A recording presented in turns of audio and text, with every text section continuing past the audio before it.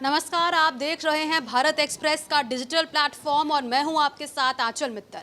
आज राजधानी दिल्ली में विधानसभा चुनाव हुए। बताया जा रहा है कि 5 बजे तक मतदान प्रतिशत 57% था, जिसको लेकर इस वक्त मेरे साथ हरिशंकर जी मौजूद है, जो कि भारत एक्सप्रेस में वरिष्ठ पत्रकार है, और साथ ही उज्जवल भी मौजूद है, जो कि यहाँ पर पत्रकार है। इन लोगों से आज के मतदान को लेकर चर्चा करेंगे, जानेंगे कि क्या कुछ इस मतदान का नतीजा निकल सकता है। जी सर, आप हमें बताइए, अभी सिर्फ 57% वोटिंग हुई है और कुछ ही देर में वोटिंग बंद हो जाएगी, तो इसको लेकर आपका क्या कहना है? 57% क्या सही प्रतिशत एक निकल कर आया है? देखिए 57% बहुत ज़्यादा सही नहीं है, बहुत ज़्यादा नहीं कहेंगे, लेकिन क्या है कि अभी जो लोग लाइन में लगे हुए हैं और कैंपस के मतलब वोटिंग बूथ जो है जहाँ भी और कैंपस के अंदर चले गए, वो चाहे रात के 9 बजे 10 बजे सबको वोटिंग करवाना है, ये नियम है। तो अभी बहुत सारे लोग लाइन में, कई सारे चूँकि छुट्टियां हैं आज सरकारी दफ्तर और कई दिल्ली के बहुत सारे प्राइवेट दफ्तर में भी आज छुट्टियां हैं, स्कूलों में छुट्टियां हैं। तो लोग, कई बार होता है कि दिल्ली के मतदाता, ये शुरू से ट्रेंड रहा है कि वो काफ़ी लेट से निकलते हैं। लोग पहले नाश्ता, हालांकि सरकार बार बार कहती है, अपील करती है कि पहले मतदान उसके बाद जलपान, लेकिन वो बहुत सारे लोग ऐसा नहीं करते। वो छुट्टी इंजॉय करते हैं, उसके बाद दोपहर बाद आराम से निकलते हैं। तो बहुत सारे ऐसे मतदाता हैं जो दोपहर बाद निकले हैं, लेकिन वोट परसेंटेज जो है इतना कम नहीं है। अब इससे पहले का अगर रुझान देखेंगे, पिछले चुनाव में 5 साल पहले अगर हम जाएं, तो उस समय तो 50-53% एक पार्टी को मिली थी जिसकी सरकार बनी। इस समय भी उन्हीं की सरकार है, तो थोड़ा उस लिहाज से कम है, लेकिन इतना कम नहीं कहा जा सकता है। लेकिन मतदाता जो हैं अभी भी बहुत सारे जगह पे लाइन में लगे हुए हैं। कुछ लोग स्कूल कैंपस, चाहे जहां भी मतदान हो रहा है उस कैंपस में पहुंच चुके हैं। तो मुझे लगता है कि परसेंटेज ये बढ़ के 57 से मुझे लगता है कि 65-67 के आसपास जाने वाला है। उज्जवल, इसको लेकर आपका क्या विचार है? आप देखो, हमेशा का अगर पुराना रिकॉर्ड हम देखें तो जिस तरीके से अभी 5 बजे तक का आंकड़ा आपने 57% के आसपास बताया, 6 बजे तक मुझे लगता है जो ओवरऑल निकल के आएगा, क्योंकि बहुत बड़ा अंतर नहीं आता है, तो 3-4-5% प्लस माइनस, हम माइनस तो नहीं प्लस ही बोल सकते हैं, तो वो निकल करके सामने आएगा। दिल्ली का विधानसभा चुनाव आप जब देखोगे तो कई बार हमने देखा है, पिछले चुनाव रहे हों या फिर अभी हम लोकसभा से निकल करके आए हैं, दिल्ली में रूरल एरियाज़ में आपको वोटिंग परसेंटेज ज़्यादा दिखेगा, अर्बन एरियाज़ में नहीं दिखता है। जैसे मैं जिक्र करूं खान मार्केट जैसी एरियाज़ का, या साउथ दिल्ली के द्वारका जैसी एरियाज़ में, यहाँ पर आपको अर्बन एरियाज़ के वोटिंग परसेंटेज बहुत कम दिखेंगे। होता क्या था, हर बार के जब चुनाव आयोग चुनाव की तारीखों का ऐलान करता था तो उसमें कभी सैटरडे पड़ जाता था या संडे पड़ जाता था। इस बार जब चुनाव आयोग, मुख्य चुनाव आयुक्त ने प्रेस कॉन्फ्रेंस की, तो उन्होंने खास तौर पर इस चीज़ का जिक्र किया कि ऐसा दिन चुना गया है, बुधवार का दिन, जिससे कि लोग, पहले क्या होते थे कि अगर सैटरडे संडे है तो एक लॉन्ग वीकेंड पे निकल जाते थे, वीकेंड होता था, घूमने फिरने निकल गए, वोट को लोग इतना सीरियस नहीं लेते थे। ये एक दिन का ऐसा वक्त दिया गया कि लोग जाएं, मतदान करें। इस बार चुनाव आयोग ने बहुत सारी अपनी तैयारियां भी की थी, बावजूद उसके इतना बड़ा अंतर हमें देखने को नहीं मिला जिसका कल्पना की जा रही थी, जिसकी जिक्र किया जा रहा था। हरिशंकर सर ने बताया, अभी सहमति असहमति अपनी जगह हो सकती है, लेकिन पिछला रिकॉर्ड आपके कई बार का देखोगे तो जब कभी भी एक सरकार सत्ता में चली आ रही होती है तो एक दौर के बाद सत्ता विरोधी लहर आती है, एंटी इनकम्बेंसी जिसको हम बोलते हैं।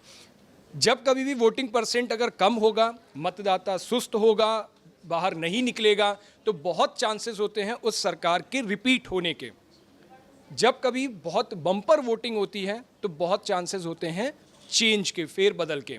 इस बार बम्पर वोटिंग ऐसी देखने को नहीं मिली है, सुस्त वोटिंग हुई है, इसको सुस्त ही कहेंगे। 60% के आसपास आंकड़ा पहुंचा है, तो ये सुस्त वोटिंग है।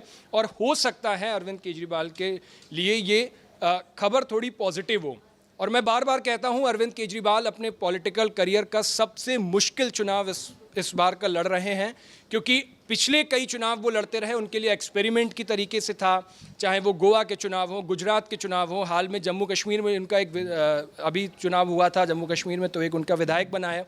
तो हर एक्सपेरिमेंट के चुनाव थे, लेकिन ये चुनाव उनके पॉलिटिकल करियर का सबसे टफ चुनाव है। और मैं ये भी कहूँगा कि अरविंद केजरीवाल और उनकी पार्टी, आम आदमी पार्टी, इकलौती ऐसी पार्टी है जो भारतीय जनता पार्टी के सामने इतनी कुव्वत है कि उसके रथ को रोक पाए, और वो इकलौती आम आदमी पार्टी है अरविंद केजरीवाल है, और ये आम लोगों में ऐसी धारणा बन चुकी है। सर, जैसे कि उज्जवल जी का कहना है कि 57 से 60% वोटिंग, यानी कि आम आदमी पार्टी की लहर वापस से आ सकती है, इसको लेकर आपकी क्या राय है? देखिए, मुझे नहीं लगता कि आम आदमी पार्टी का दिल्ली में लहर है। और पिछले बार हम एग्री करते हैं कि उसमें लहर थी और वो केजरीवाल सत्ता में आए भी। दूसरी बात है कि ग्राउंड पर आप भी गई हैं, वो खुद भी गए हैं, हम भी गए हैं। तो ग्राउंड पर जो है पहली बार 11 साल में, बड़ी ईमानदारी से कह रहा हूँ कि 11 साल में पहली बार आम आदमी पार्टी के खिलाफ सामने आकर के, कैमरे के सामने आकर के लोगों ने बोला है। हालांकि ये ज़रूरी नहीं है कि वो बीजेपी के सपोर्टर हैं या कांग्रेस के हैं, लेकिन लोगों ने नाराज़गी दिखाई है। और नाराज़गी इसीलिए दिखाई है कि 11-10 साल का एंटी इनकम्बेंसी फैक्टर है। और दूसरी बात ये है कि केजरीवाल बहुत सारी चीज़ें डिलीवर नहीं कर पाए प्रॉपर। तीन मुद्दे उन्होंने माने। इसके अलावा आप एक चीज़ देखिए, पूरे चुनाव के दौरान बीजेपी अपनी जगह, कांग्रेस अपनी जगह, लेकिन अरविंद केजरीवाल ने कोई मुद्दा नहीं छोड़ा है जिस पर आकर के वो प्रेस कॉन्फ्रेंस करके जनता को ये ना कहते हो कि ये आ जाएंगे तो आपका मुफ्त बंद हो जाएगा, ये आ जाएंगे तो वो आ जाएंगे। मतलब पूरे चुनाव में उस व्यक्ति ने जो दिल्ली का सबसे मजबूत मुख्यमंत्री एक समय में रहे और उसके बाद इस समय तो आतिशी हैं, तो वो आदमी मतलब लाचार दिख रहा था, मजबूर दिख रहा था। और दूसरी बात ये कि उतना मजबूत मुख्यमंत्री रह चुका व्यक्ति अगर सबके सामने वो आके कहते हैं कि आप ये करेंगे तो वो झूठ बोल रहे हैं। उनको भी पता है कि बीजेपी जब वादा कर रही है तो बीजेपी एकदम से, क्योंकि वो सारे वादे, ज़्यादातर वो वादे केजरीवाल जी ने जो किए वही बीजेपी भी कंटिन्यू कर रही है। तो मुझे लगता है कि इस बार उन्होंने ये कुछ भी नहीं कहा है कि मतलब ऐसा कोई मुद्दा नहीं छोड़ा जिस पर तनिक भी संभावना थी कि बीजेपी को लीड मिल जाए। तो उससे अच्छा, पूरे चुनाव में आपने देखा होगा अरविंद केजरीवाल झुंझलाहट के दौर से गुजर रहे थे। वो हर समय, कई बार चुनाव के दौरान हुआ कि वो गुस्से में आपको नज़र आए। हालांकि उनका टोन भी है, आम आदमी पार्टी के जो नेता हैं उनका स्टाइल वैसे ही है। आपको लगेगा कई बार कि ये झगड़ा कर रहे हैं आपस में। उनके कई सारे नेता हैं, उनके सपोर्टर भी बहुत सारे ऐसे दिखेंगे, लेकिन अरविंद केजरीवाल टेंशन में दिख रहे थे।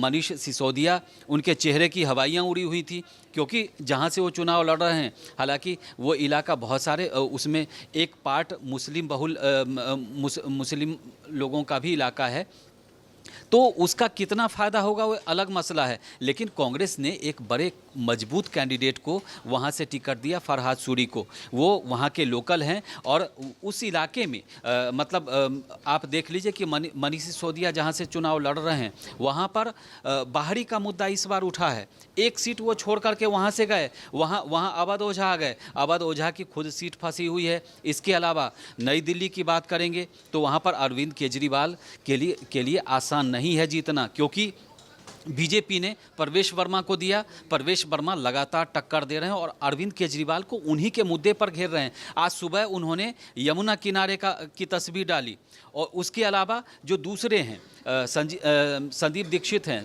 शीला दीक्षित के बेटे हैं, उन्होंने भी बहुत अच्छा प्रचार किया है। ग्राउंड पर आप ऐसा कोई इलाका नहीं होगा नई दिल्ली का जहां पर आप जाएंगी और उनसे पूछेंगी तो वो ये नहीं कहेंगे कि संदीप दीक्षित उनके पास नहीं आए थे। वो खुद पैदल चलते दिखे, उनके साथ उनका परिवार भी दिखा। तो मुझे लगता है कि अरविंद केजरीवाल जी को खुद ही पहली बार ऐसा हुआ है कि उनको तगड़ा फाइट उनके सीट पर मिला है। उसके बाद आतिशी के लिए भी वो सीट इतना आसान नहीं है, क्योंकि उनका मुकाबला रमेश बिधूरी से है। तो दूसरी जो है उन्हीं की पार्टी की पूर्व विधायक हैं और NSUI में रही हैं और कांग्रेस की तेज़ तरार नेता हैं तो अलका लांबा। और एक टाइम में हम लोग जब कॉलेज में थे तो वो स्टूडेंट यूनियन में थी।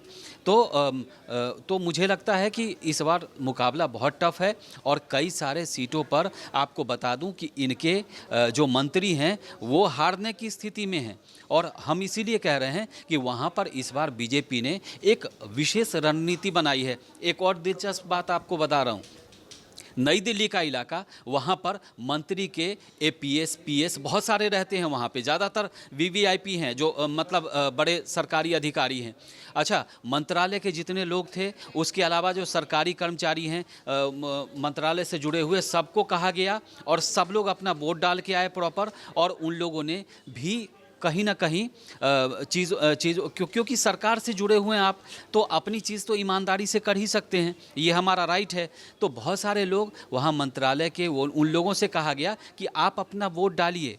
ये कहा गया कि नहीं ये हम बता नहीं सकते क्योंकि हमें पता ही नहीं है, लेकिन ज़्यादातर लोगों से वहाँ अपील की गई। बहुत सारे ऐसे वोटर्स थे जो एक पते पर, जो बीजेपी कहती है कि एक पते पर बहुत सारे लोगों थे, लोग रह रहे थे, तो वहाँ से लोगों का नाम कटवाया गया। ये आम आदमी पार्टी ने भी एप्लीकेशन दिया होगा, तो बीजेपी ने भी दिया, तो चुनाव आयोग पर भी आरोप लगे, वो सब अपनी जगह है। लेकिन नई दिल्ली पर इस बार बीजेपी ने बहुत अलग तरह की स्ट्रैटेजी अपनाई थी और एक एक वोटर को उन्होंने अपने पक्ष में करने की कोशिश की है।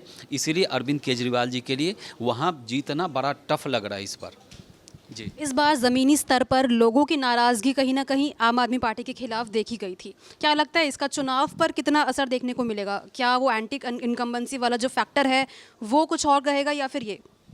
आंचल, ये बहुत बेसिक सा अगर आप प्रैक्टिकल होकर सोचोगे ना, तो जब एक पार्टी 2 टर्म की सरकार चला चुकी है, बहुत चीज़ों को लेकर के जनता मुखर हो जाती है, बोलने लगती है। ये बहुत अमूमन आप किसी भी राज्य में देख लोगे, जब आप 2-2 बार की सरकार चला रहे हो तो सारे काम यकीनन आप सही नहीं कर पाओगे।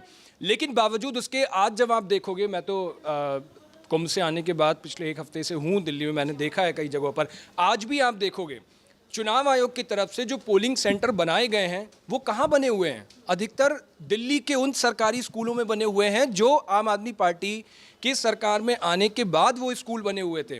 क्यों? क्योंकि उन स्कूलों में वो रिसोर्सेज हैं जो आमतौर पर नहीं मिल पाएंगे। वहाँ वेल इक्विप्ड आपको सारी चीज़ें मिल जाएंगी, लाइटिंग की है सुविधा, वहाँ पर आपको कैमरे मिल जाएंगे, वहाँ पर आपको फर्नीचर, मतलब रिसोर्सेज जो एक चाहिए होते हैं वो आपको इजीली उन स्कूल्स में मिल रहे हैं। जिसकी तारीफ में अरविंद केजरीवाल बार बार कहते थे कि हमने शिक्षा मॉडल ठीक किया, वो दिख रहा है कि आपको जब पोलिंग बूथ बनाने की नौबत आई तो आपको उन्हीं स्कूलों का चयन करना पड़ा। दिल्ली के अधिकतर ऐसे एरियाज़ में आप स्कूल देखोगे। तो वो हो गया। जिस नाराज़गी की आप बात कह रही हो, तो वो एक अमूमन जाहिर सी बात है, नाराज़गी होती है। एंटी इनकम्बेंसी इसी को बोलते हैं। 2 टर्म की आप सरकार चला चुके हो, सारी चीज़ें पूरी नहीं कर सकते हो। अरविंद केजरीवाल ने उसके लिए बीच जनता के बीच जाकर के, चाहे वो यमुना की सफाई की बात हो, बड़े हुए बिजली के मीटर की लेकर बात हो, उन्होंने बड़े दिल से जनता के सामने इस चीज़ को स्वीकार किया है और बोला है कि ये मेरी गलती थी, जो कि नहीं हो पाई है। आगे टर्म में इसका करेंगे।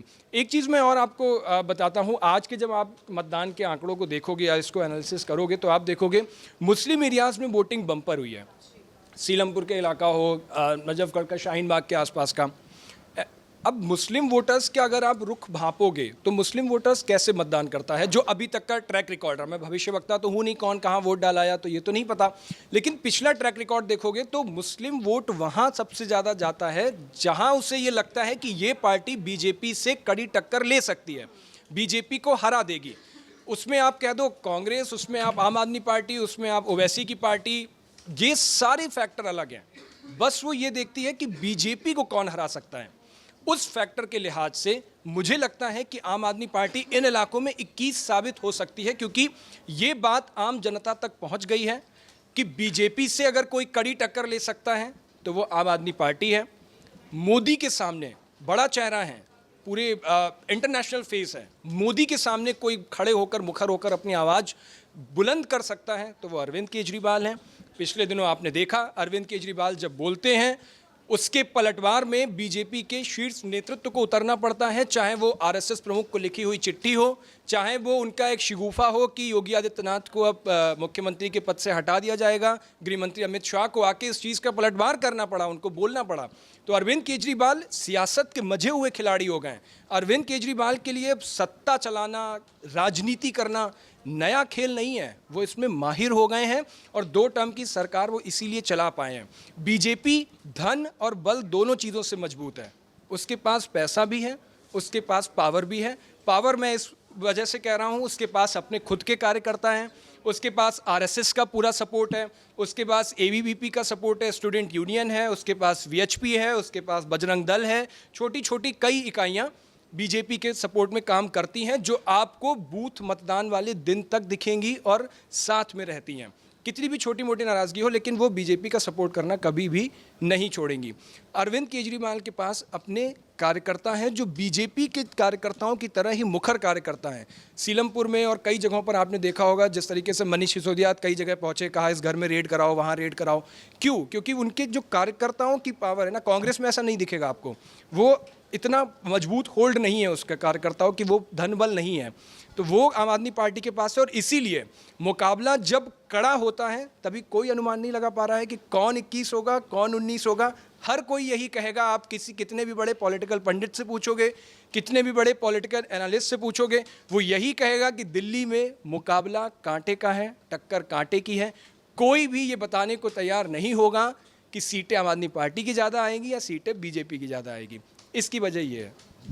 मुस्लिम बहुल सीटों पर मैं एक चीज़ बता दूं कि बीजेपी ने यूपी में एक सीट, बीजेपी ने मुस्लिम बहुल सीटें जीती अभी हाल फिलहाल में, जो 70% वहाँ पर मुस्लिम थे और इन्होंने हिंदू कैंडिडेट उतारे और वो जीते। तो बीजेपी इसी तरह का स्ट्रैटेजी जो है दिल्ली में अपनाया है। आप देखिए सारी पार्टियों ने वहाँ पर मुस्लिम कैंडिडेट दिया है। ओखला में भी बीजेपी ने हिंदू कैंडिडेट उतारा है और इनकी स्ट्रैटेजी ये है कि अगर वो 2-3 उम्मीदवार हैं और आपस में उनका वोट बटेगा, ऐसे ही मुस्तफ़ाबाद में है, तो उसका फ़ायदा बीजेपी को होगा और बीजेपी चुनाव निकाल ले जाएगी। ये तो मुस्लिम बहुल। दूसरी बात एक और ये कह रहे थे कि केजरीवाल के स्कूल के बारे में, तो केजरीवाल जी का जब स्कूल नहीं बना था, जिस समय शीला दीक्षित थी, उस समय भी चुनाव स्कूल में ही होता था और उस समय भी स्कूल की बहुत ख़राब स्थिति नहीं थी। मैंने पढ़ाई दिल्ली के स्कूल से किया है, सरकारी स्कूल से। तो उस समय भी स्कूल की बिल्डिंग दूसरे राज्यों की अपेक्षा बेहतर ही थी। हम आज जहां वोट डाल के आए हैं वो 3 मंजिला बिल्डिंग है। उसमें ये हुआ है कि अरविंद केजरीवाल जी की सरकार ने आधा और बना दिया है। तो मेरा ये कहना है कि कभी भी चुनाव होता है तो ज़्यादातर स्कूलों में ही होता है। पहले भी एमसीडी का स्कूल था, उसके अलावा दिल्ली सरकार का है। तो मुझे लगता है कि ये स्कूल में बहुत सारी बिल्डिंगें बनी तो नहीं है, लेकिन पुरानी जो इमारत थी उसमें रंग रोगन किया गया है। उसके अलावा उसके साथ में बिल्डिंग बना दी गई है। जितना वादा किया वो तो किया नहीं। दूसरा, मैं दिल्ली में रहता हूँ, दिल्ली के संत नगर इलाके में रहता हूँ, आप नाम सुने होंगे वहाँ का। और मेरे घर में पानी अगर आज आ रहा है तो 2 घंटे के लिए, तो कल नहीं आएगा, परसों आएगा। ये केजरीवाल जी का दिल्ली मॉडल है। और मेरे घर में आप आएंगी तो गंदा पानी, अगर दिल्ली जल बोर्ड का अगर आपको पानी पिलाऊंगा तो वो गंदा पानी है, आपकी तबीयत ख़राब हो जाएगी और लोगों की हो रही है। इसीलिए तो फ्री इलाज करके कह रहे हैं कि कम से कम इनका तबीयत ठीक हो जाए। तो उसका क्या है सॉल्यूशन कि उसका पानी हम लोग आरओ से उसको फ़िल्टर करते हैं, हर साल 5,000 10,000, उसके अलावा बाहर से पानी भी खरीदते हैं। दिल्ली का हर निवासी यही कर रहा है। तो घर में गंदा पानी, ये फ्री वाला गंदा पानी, एक आम नागरिक होने के नाते आपके घर में भी वही पानी आ रहा है। तो क्या ये फ्री ऐसी योजना फ्री सही है कि आपके घर में गंदा पानी आए और आप कहें कि हमको तो फ्री में मिल रहा है, इसका बिल नहीं आ रहा? भाई बहुत सारी जनता ये कह रही है कि आप उसका पैसा ले लीजिए, लेकिन फ्री में मत दीजिए, लेकिन कम से कम साफ पानी तो दीजिए। तो ये उनके नेता जो लगातार प्रेस कॉन्फ्रेंस करके लोगों को कह रहे हैं और बोतल में अरविंद केजरीवाल पानी लेके आ रहे हैं, तो उसका क्या मतलब है? वो पीने लायक है? अगर पीने लायक है तो वो आरओ किया हुआ पानी है, आरओ से निकाला हुआ पानी है। क्योंकि दिल्ली जल बोर्ड का पानी पीने लायक बिल्कुल नहीं है। ये पानी मुद्दे पर तो फेल हैं, यमुना मुद्दे पर वो फेल हैं। यमुना में क्या किया, कितने हज़ार करोड़ खर्च हो गए, अभी तक हुआ क्या है यमुना में? वैसी की वैसी है। उसके अलावा हमारे इलाके की सड़कें कोई आके देखे, यहाँ तक कितनी परेशानी हो रही थी, गड्ढा खोद दिया, उसके बाद आधे में पाइप डाल दिया, उसके बाद पता चला कि इनके पास पैसे नहीं हैं। उसी सीएम के पास, उस समय वो अरविंद केजरीवाल ही सीएम थे, उस दिल्ली के सीएम के पास जो कहते हैं हमारे पास सरप्लस पैसा है जी, कहीं काम नहीं रुकेगा, ये ले लो। फ्री के चक्कर में कहा यह जा रहा है अब कि वो आपका जो पूरा पाइपलाइन डला था वो पूरा नहीं हो पाएगा, प्रोजेक्ट अधूरा इसीलिए रह गया कि अब पैसे नहीं हैं। तो पैसे, एक तरफ पैसे नहीं हैं। आप मुझे बताइए, आप दिल्ली में, आपने कहा कि आपकी स्कूलिंग वगैरह सब सारी कुछ यहीं से हुई थी। जब आप उस वक्त में थे तब दिल्ली की पॉपुलेशन कितनी रही होगी, एक अंदाज? उस समय 1 करोड़ के आसपास, 1.25 करोड़ के आसपास। आज दिल्ली की पॉपुलेशन कितनी है? आज 160 के करीब है। 3 करोड़ के आसपास दिल्ली की पॉपुलेशन ओवरऑल, हम सारे मिला लेते हैं जो बाहर की भी हैं। पानी की समस्या या फिर यमुना की गंदगी की समस्या तब आप सुन रहे थे, तब थी? जब आप शुरुआत में थे उस वक्त भी यमुना गंदी रही होगी। नहीं, यमुना गंदी रही होगी उस समय, लेकिन उस समय इतनी गंदी तो नहीं थी, इससे कम गंदी थी यमुना। और उस समय सालों भर जो पानी है। अच्छा, दूसरी बात ये कि अभी जहाँ हम रह रहे हैं, शीला दीक्षित जब सीएम थी तो वहाँ के लोग बताते हैं कि वहाँ हर दिन पानी आता था। जब से केजरीवाल आए उसके बाद एक दिन अल्टरनेट करके आने लगा पानी। तो आप ये बताइए ना कि शीला दीक्षित 10 साल हो गए उनको गए हुए, तो आप अगर एक नागरिक को डेली पानी नहीं दे पा रहे हैं जल बोर्ड का, तो क्या जल बोर्ड और क्या फ्री योजना? इसका मतलब आप 100% फेल्योर हैं।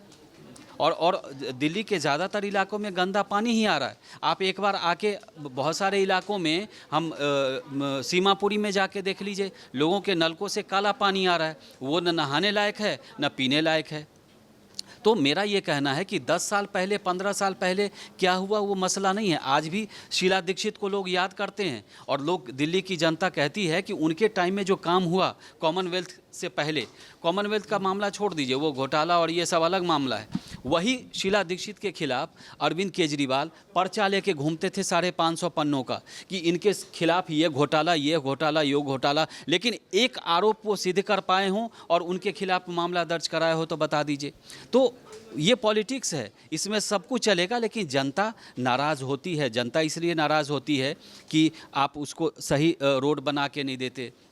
जनता इसीलिए नाराज़ होती है कि उसको साफ़ पानी नहीं दे पा रहे हैं आप फ्री योजना के चक्कर में। अब बहुत सारे लोग तो खुश हैं कि हमको फ्री मिल रहा है जी, पानी का बिल नहीं आ रहा, लेकिन वो पानी है क्या? वही आदमी खरीद रहे हैं बाहर से, जैसे हम लोग खरीदते हैं, तो ऐसे बहुत सारे लोग खरीद रहे होंगे। बात रही बिजली बिल की, तो बिजली बिल 200 यूनिट तक तो हमारा कभी आता ही नहीं है, तो हम तो हर महीने पूरा पे करते हैं, हमारा तो कभी फ्री नहीं हुआ। क्योंकि 200 से अगर 10 यूनिट भी है तो पूरा पैसा देना पड़ेगा, तो हम तो पूरा ही देते हैं। गर्मी में हमारा 4-4, 6-6 हज़ार बिल आता है। तो हमारा ये कहना है कि फ्री योजनाएं ठीक है, ज़रूरी है, लेकिन बेसिक नीड्स जो है, आपने पॉल्यूशन पर क्या किया? दिल्ली के बच्चे को फेफड़े की बीमारी हो रही है, लंग्स का प्रॉब्लम हो रहा है। डॉक्टर से आप पूछिए किसी बड़े अस्पताल में जाके, और अस्पताल कह रहे हैं इलाज हमने फ्री कर दिया। कौन सा इलाज फ्री किया? वो आदमी दिन भर एक दिन छुट्टी लेके दिल्ली के अस्पतालों में इलाज कराना पड़ेगा अगर किसी को बीमारी हो गई बड़ी वाली तो, क्योंकि छोटी बीमारी का तो कहीं भी इलाज हो जाएगा। लेकिन अगर कोई व्यक्ति बहुत ज़्यादा बीमार है तो उसको लंबी लाइन से गुजरना पड़ेगा, कैसे होगा?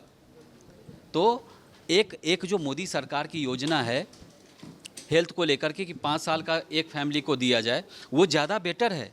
क्योंकि 5 लाख जो आयुष्मान योजना, जो 5 लाख वाला है वो दूसरे राज्यों में लागू हैं, और वहाँ गरीब आदमी भी एक प्राइवेट अस्पताल में इलाज करा सकता है। लेकिन यहाँ आपने उस पैसा को बचाने के लिए, चूँकि उसमें 50-50 का मामला होता है, आधा केंद्र सरकार देगी आधा राज्य सरकार देगी, तो इनको लगा कि ज़्यादा पैसा लग जाएगा, इसीलिए इन्होंने उस योजना को लागू नहीं किया। नहीं तो हर फैमिली का अगर 5 लाख का इंश्योरेंस होगा तो कम से कम वो प्राइवेट अस्पताल में इलाज तो करा पाएगा।